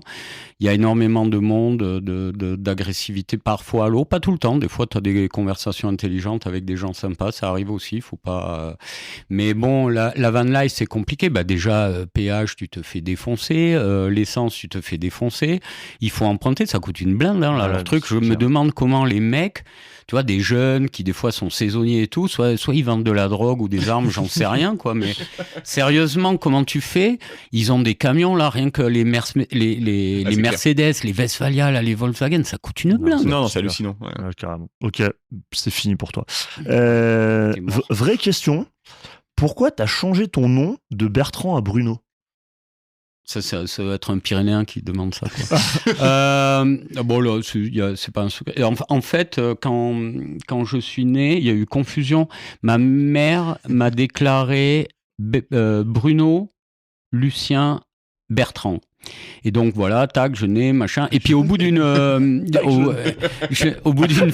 d'une semaine, en fait, j'étais blond-blanc, là, j'étais un vrai petit ange quand j'étais gamin, et ma mère dit à mon père, non, mais Bruno, tu comprends, pour un blond comme ça va vraiment pas, on va l'appeler Bertrand, c'est très bien Bertrand. Donc, voilà, mais mon papier, l'état civil, mon premier prénom, c'est Bruno, on est d'accord. Donc, je fais ma scolarité, là-bas dans les Pyrénées, c'était pas grave, on ne demandait pas tes papiers pour aller au primaire, et donc, tout le monde m'appelle Bertrand. Je grandis, tout ça, et puis vient le temps de ma première saison dans les Alpes, et là je déboule avec mon diplôme de moniteur de ski et mes papiers, et une école de ski où ni les secrétaires, où personne ne me connaissait, donc tu vois, on me mettait Bruno au tableau, puis j'avais essayé au début de lutter un peu pour expliquer que non, finalement, c'est... Et puis ça m'a amusé, puis surtout je m'en foutais un peu. Bon, je dis, c'est marrant, après tout, s'ils veulent m'appeler Bruno, tu vois, ça m'a amusé, mais vraiment, je m'en foutais. Bruno, Patrick, allez-y. Voilà. Mais j'ai pas du tout anticipé que moi, sur la première saison, j'allais rencontrer des gens qui allaient me connaître, que voilà, tu vois, et Bruno pour toujours, quoi. Et en fait, que j'allais rester Bruno, quoi. Donc du coup, il est schizophrène. Ouais, voilà, et je suis rentré dans les Pyrénées, là, je redevenais Bertrand, et après, c'était ouf. Et après, je rencontrais des gens dans les Alpes et tout, ils m'appelaient Bruno. Et j'ai jonglé un peu avec ça au début, puis après, j'ai dit non, mais appelez-moi Bruno, c'est très bien. En fait, t'es Bertrand des Pyrénées et Bruno des Alpes. Ouais. Il y a les deux. Donc les vrais qui t'ont connu de l'enfance, c'est Bertrand. Ouais, j'ai encore des potes où mon père m'appelle. Ma mère, elle m'appelle plus, la pauvre, elle a Alzheimer, mais mon père m'appelle Bertrand. Est-ce qu'en fait, c'est pas toi le premier à avoir quitté Black Crow en vendant tes parts ? Alors déjà, ça, c'est pas c'est pas comment dire, c'est pas tout à fait juste. Alors effectivement, j'ai décidé un peu avant le Covid là de vendre une partie de mes parts, mais pas tout. Et je les ai vendus pour aller parce que comme voilà, j'avais pas de thunes, je voulais acheter un bien en Espagne et j'avais besoin quand même d'un peu de trésorerie, donc j'ai vendu une partie de mes parts. Et aujourd'hui, tu as toujours du coup des parts chez Black J'ai Rose. toujours un peu des parts chez Black Rose. Pourquoi True Croze? C'est le tatouage que tu as sur les mains. Ouais, non, mais pourquoi True Sur les Cross, c'est phalanges. aussi con que pour Avida ou n'importe quelle merde du style. Hein. En fait, j'étais en Espagne, j'avais fait la fête et je sais pas ce qui m'a pris. Tu sais, c'est un peu les tatouages à l'anglaise de lendemain de bringue. Et je me suis dit, tiens, ça allait être cool, je vais faire un truc un peu différent. Regarde ces Et phalanges. un vrai faux tatouage de bad boy, mais non, j'en sais rien, c'était un délire comme ça. Après, j'assume mes C'est tatouages stylé, pourris. oui, Hein. Ouais, non, c'est bien, Ouais, ça fit. donne, Hein. ouais, carrément. Bon, mais merci. Ouais, non, c'est cool. Dernière question de la communauté. Pourquoi tu skis à la bascule? Bon, c'est un défaut, on a tous des défauts. Je sais pas, peut-être.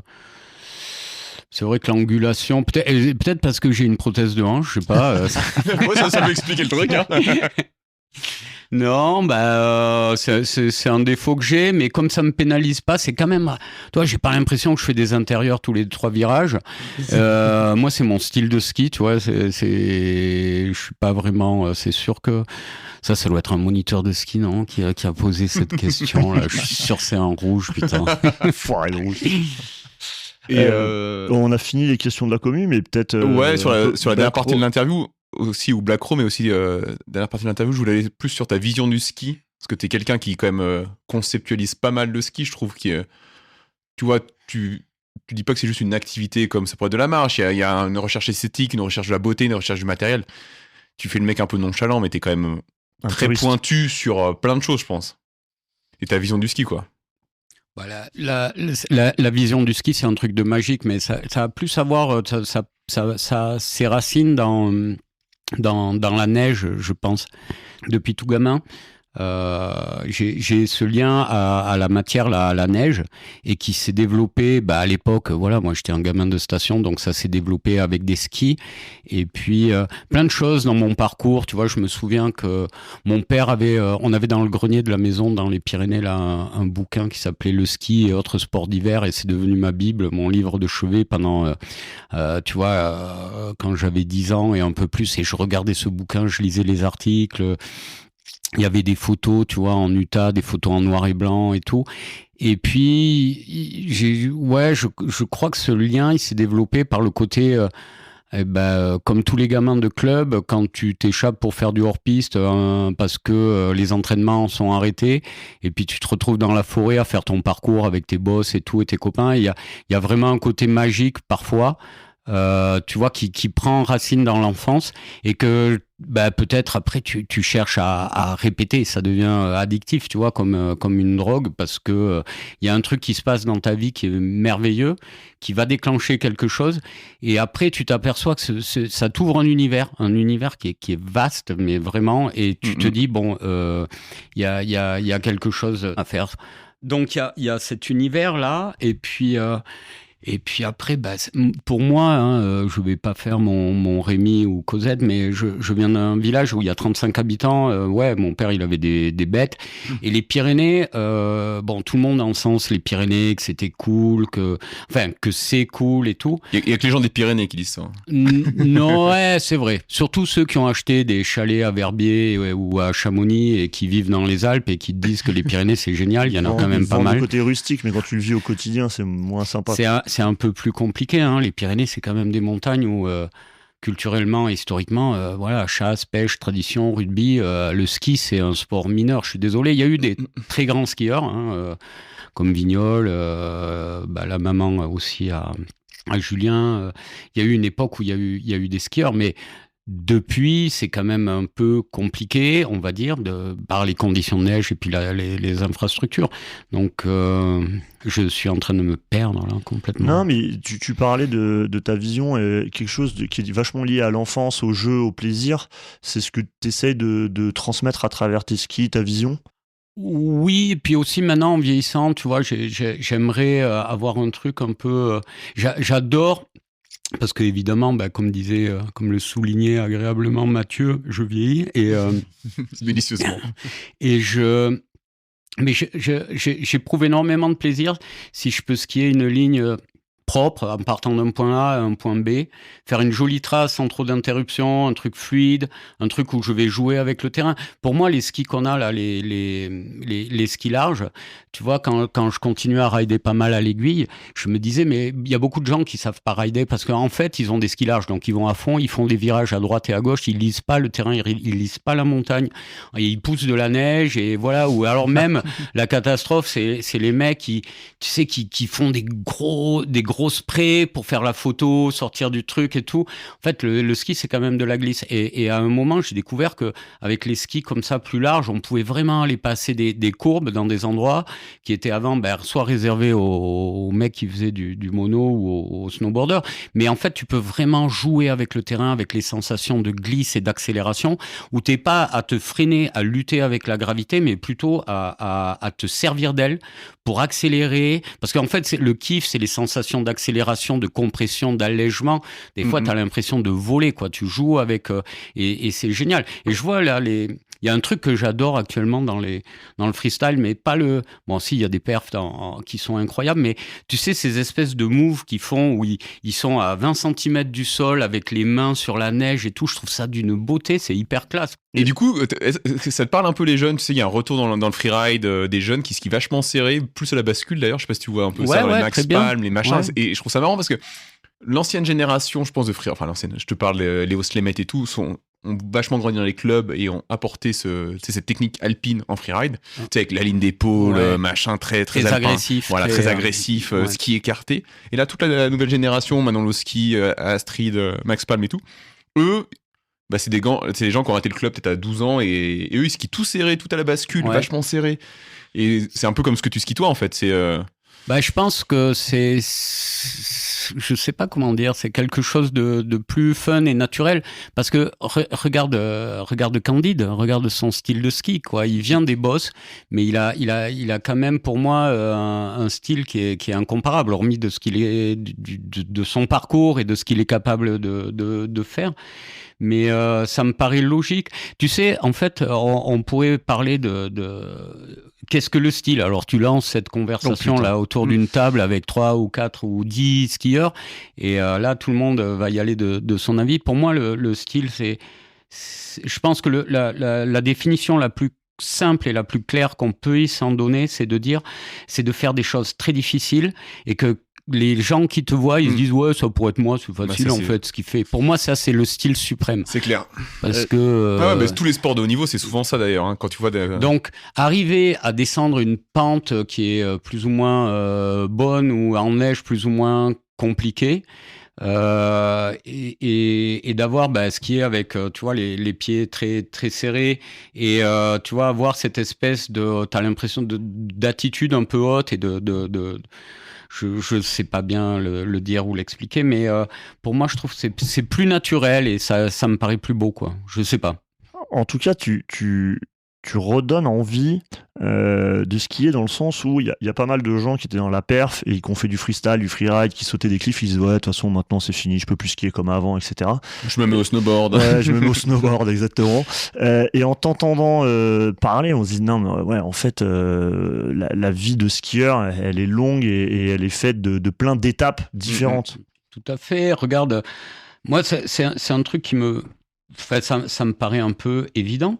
J'ai été skier il y a 2 saisons d'hiver. Là, j'ai fini la saison avec Pierre Tardivelle et tu vois, Pierre Tardivelle, tout le monde va te dire que c'est un dinosaure encore pire que moi, mais je suis désolé, le mec c'est un enfant, tu vois. On est monté au sommet des Grands, il y avait personne, il y avait de la neige douce, et il était là, il disait c'est quand même pas mal le ski comme ça et tout. Il était tout content et il y a une fraîcheur. Puis même lui, de par son parcours, le fait qu'il ait refait du snowboard, qu'il ait refait de la pente en snowboard, tu vois, tu te dis, on est dans une société, il faut quand même arrêter. C'est pas parce que t'as passé 40 ans que t'es mort, que t'es une vieille merde, que tu as plus le droit d'aller faire la fête, que t'as plus le droit de glisser. Et bien sûr que tu dois réadapter, bien sûr que tu peux pas te mettre un gros tatami parce que sinon tu te fais mal, mais le plaisir, il est justement là, et c'est ce qui te garde un peu jeune dans ta tête, tu vois. Moi, je suis un vieux mec, mais finalement, quand je me réveille le matin, je suis comme dans le bouquin de Kessel, là, j'ai mal partout, mais une fois que je suis justement, une fois que j'ai été un peu ridé, après une ou deux pistes, je recommence à habiter mon corps et à me sentir bien, et du coup, ça me fait du bien à la tête. Qu'est-ce qui te fait rêver quand tu skis, en fait? Qu'est-ce que tu kiffes vraiment? Est-ce que c'est toi, la sensation de skier, tu vois ce que je veux dire? Ou est-ce qu'en bas de ta ligne, tu dis, ouais, j'ai fait une bonne ligne, ou c'est faire des photos? Qu'est-ce qui te fait que tu vas skier aujourd'hui, en fait? Ou parce que c'est ton boulot et que t'es payé par Black Crow et d'autres, tu vois? Qu'est-ce qui te fait vraiment kiffer? C'est vraiment la sensation sur le moment. Et tu vois, on parlait j'évoquais l'enfance après. Je pense que le ski, c'est comme en surf, sauf au line-up où j'aime bien me retrouver un peu tranquille et réfléchir un peu à des choses, mais à partir du moment où je prends une vague, à partir du moment où j'ai poussé sur mes bâtons, il n'y a plus rien qui interfère, à moins qu'il y ait quelqu'un qui m'appelle sur mon portable, mais je dis ça pour déconner, mais je suis dans le moment et le monde autour de moi, et ça c'est une sensation, tu vois, cet abandon dans ta pratique et cette concentration sur la prise d'infos autour de toi. Je pense que c'est un truc qui est propre aussi à la chasse, au sexe, où non, mais tu es vraiment, a priori, tu es vraiment la chasse, le sexe et le ski. Non, mais c'est pour donner des choses qui sont intenses et des choses aussi qui plongent leurs racines dans les comportements humains depuis très très longtemps.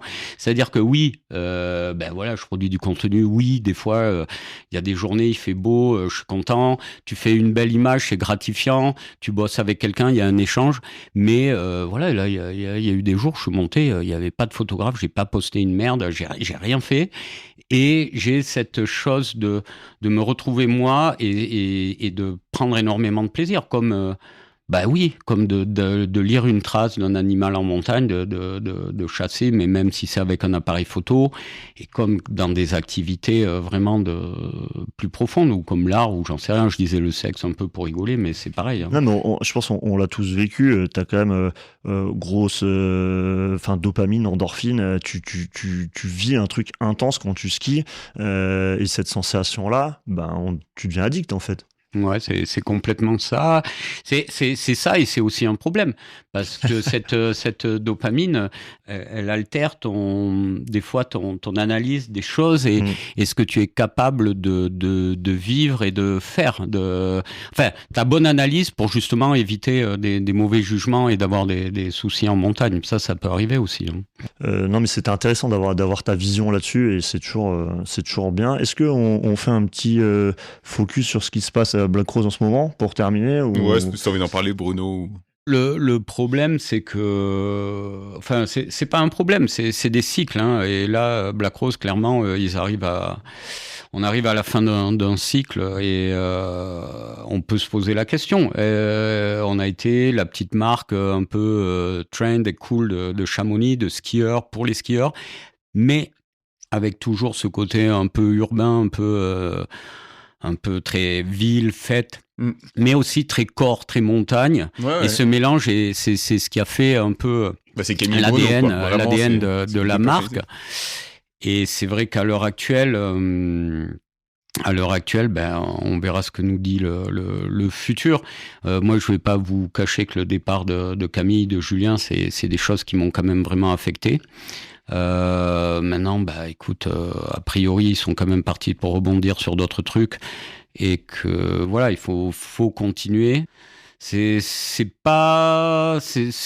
une période un peu j'ai l'impression c'est actuellement une réelle période de transition, mais comme notre monde est en transition aussi, hein, sur plein de trucs. Hein. Ouais, tu fermes un cycle et t'en ouvres un nouveau, quoi. T'as quelle vision d'un peu cette nouvelle direction prend Black Rose, un peu luxe, urbain, qui casse avec l'image corps que vous avez mis? Cette direction, en étant très claire, elle est simplement commerciale parce que l'image très corps, en termes de vente, c'est plus compliqué. Et je pense que c'est des choix de business. Mais moi, en toute honnêteté, est-ce que j'ai les compétences et la capacité d'analyse sur ces choix? Les chiffres, ils nous le diront. On verra dans quelques années. Moi, ce que j'aimerais, c'est qu'on conserve quand même. Mon idée de base, c'était que les mecs qui sont dans les premières bennes, tu vois, ceux qui aiment, qui avaient des full tilt à l'époque et des bâtons tout tordus, voilà, et des skis larges, ceux-là, ils continuent à acheter nos skis parce que c'est quand même ça aussi un peu vraiment l'ADN. Après, si on vend des doudounes de luxe, machin. Je sais pas, il faut voir comment ça va être fait, il faut voir comment les produits vont être développés. Pour être honnête, pour l'instant, c'est pas vraiment entre mes mains. On verra ce que dit le futur. Ok, ça marche. Très bien. Petit tu préfères Oui, pour terminer. On a 3 questions. J'ai un peu plus. T'en as un peu plus, toi, tu vas Bah, attaquer. on fait 1 sur 2. J'attaque tout de suite. Question rapide. Réponse rapide. Salary ou Chamonix? Chamonix. La fête ou le ski? Le ski. Julien Régnier ou Camille Jacou? Allez. Ouais, c'est vache, ça. Bien sûr, papa ou maman. Faut trancher. J'ai eu plus d'affinité avec Camille, mais Julien, je le respecte énormément. Il a fait quand même plein de choses. C'est quelqu'un que j'apprécie. On retiendra que tu préfères Camille et que t'aimes pas Julien. Ok. Petit piège, là, il y en a 3. L'aiguille, les grands ou Elbronner? Les grands, ça existe plus vraiment, mais il y a un côté assez sympa maintenant, du fait qui est pas encore cette horreur là au sommet, c'est qu'on peut quand même faire des beaux runs là-bas tranquillement, sans trop de pression. Elbronner, c'est fini pour la bonne et simple raison que moi j'ai connu Elbronner, c'est Marco Siffredi qui m'avait amené là-bas la première fois. Wow. Et c'était incroyable. Et il me dit demain je passe te prendre à 4h du matin. Le tunnel était fermé et il me dit je t'amène dans un endroit mais je te préviens, t'amènes personne. Je dis ouais ok d'accord. On part là-bas et j'ai découvert un autre monde. Je crois que j'ai pas réalisé à l'époque. On était le lendemain d'une grosse chute de neige. On a fait 8 rotations. Il m'a fait faire tous les couloirs. On était les deux. On sautait directement du quai dans Chesso. On faisait n'importe quoi. Et moi, j'essayais de le suivre comme je pouvais. Il était survolté. Et ça a été, je savais pas ce que j'étais en train de vivre, tu vois. Pour moi, ça allait être comme ça tout le temps, tu vois. J'étais pas en train de. En fait, maintenant, avec le recul, je me dis, mais t'es con. Des fois, j'ai manqué de perspective, enfin, de me dire, là, mec, t'es peut-être en train de vivre un des plus beaux trucs de ta vie en termes de ski, quoi. J'étais quand même avec Marco, on était tous les deux et on enchaînait des runs et il m'avait amené là-bas. C'était complètement fou. Donc ça, c'était bien. Et puis l'aiguille, toujours avec Marco, les premiers cosmiques, les premiers ronds, et puis cette espèce de folie. Tu vois, moi, à l'époque, j'étais déjà, je sais plus, j'avais une trentaine d'années, lui, il en avait à peine 20.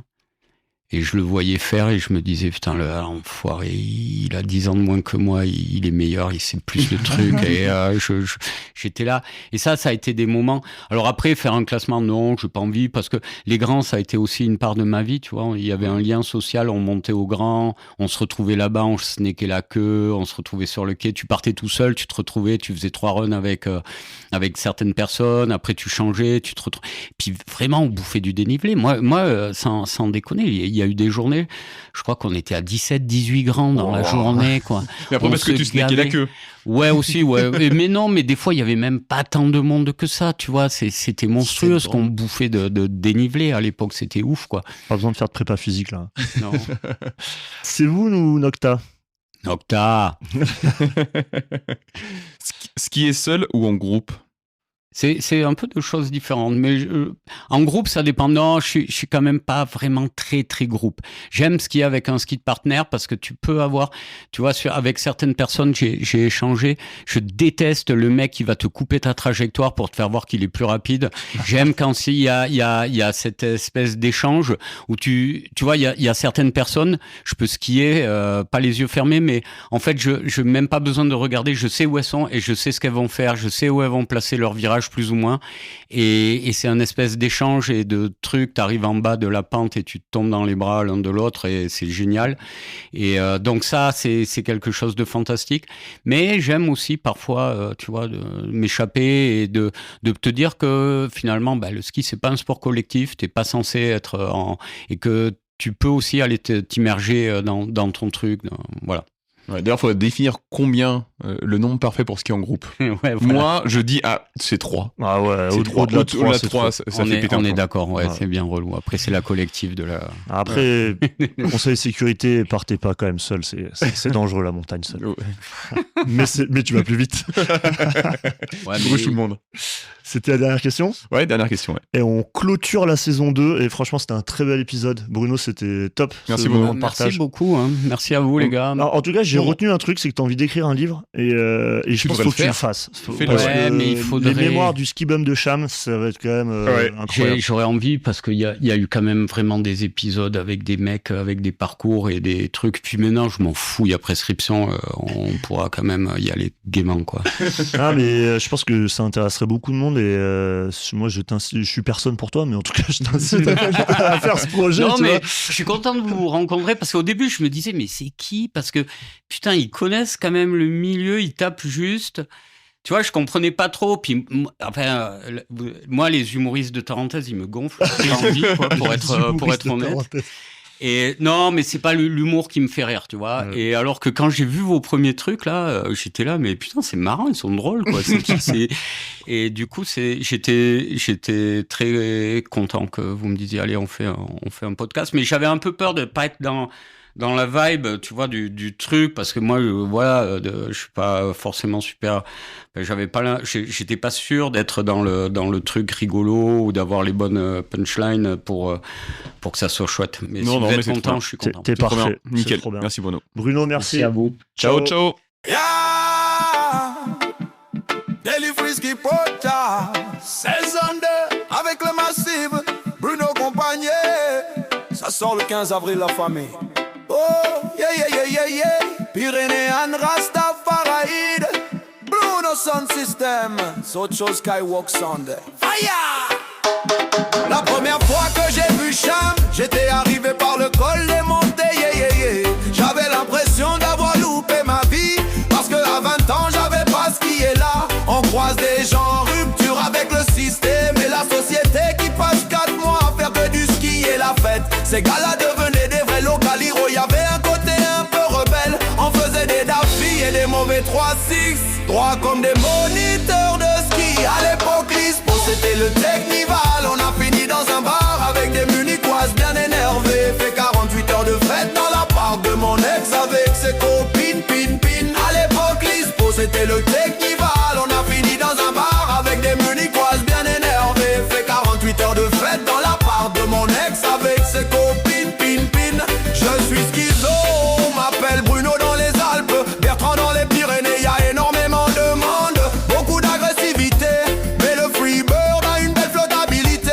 Beaucoup de gens ne savent pas rider, ils ne lisent pas le terrain, ils ne lisent pas la montagne, ils poussent juste de la neige. À l'époque l'ISPO c'était le Technival, on a fini dans un bar avec des munichoises bien énervées. Fait 48 heures de fête dans l'appart de mon ex avec ses copines, pin. À l'époque l'ISPO c'était le Technival, on a fini dans un bar avec des munichoises bien énervées. Fait 48 heures de fête dans l'appart de mon ex avec ses copines, pin. Ça ne m'intéressait pas de cramer plein d'argent pour aller skier des grosses bouses. C'est pas parce que t'as 40 ans passé que t'es mort, que t'es une vieille merde, que t'as plus le droit d'aller faire la fête. C'était le Technival, on a fini dans un bar avec des munichoises bien énervées. Fait 48 heures de fête dans l'appart de mon ex avec ses copines, pin.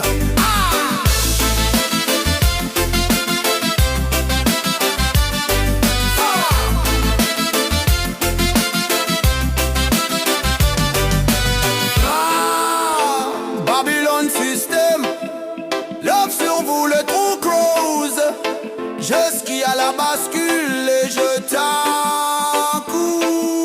Pyrénéen Rastafaraïd, big up les Corvus, les Atrices, big les Nocta et même les Sevoun. Peace. Merci d'avoir écouté Daily Frisky Podcast. Pas la peine de te faire chier à mettre des notes, ni t'abonner à notre compte Insta. Va manger tes morts. Génial! Je te remercie! Oh, t'es vraiment un sale petit con, hein! Putain, mais c'est dingue!